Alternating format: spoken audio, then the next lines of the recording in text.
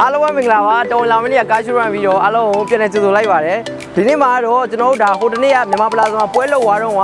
ပရီအော်ဒါဟာမရလိုက်တဲ့ကျွန်တော်တို့ရဲ့ချစ်ကာစတမာတွေအတွက်ကျွန်တော်တို့အနေနဲ့ဒီ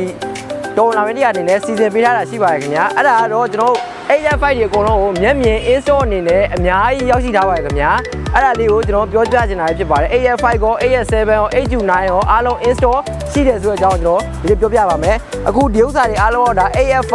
အပြူတွေအားလုံးပဲဖြစ်ပါတယ်ခင်ဗျာအဲ့တော့ဒါ 829ဒါအမဲရောင်ပဲဖြစ်ပါတယ်ခင်ဗျာဒီကောင်အမဲရောင်ရောဒါခဲရောင်ရောနှစ်စီးလုံးရှိပါတယ် install အနေနဲ့မျက်မြင်ရရှိမှာဖြစ်ပါတယ်ခင်ဗျာ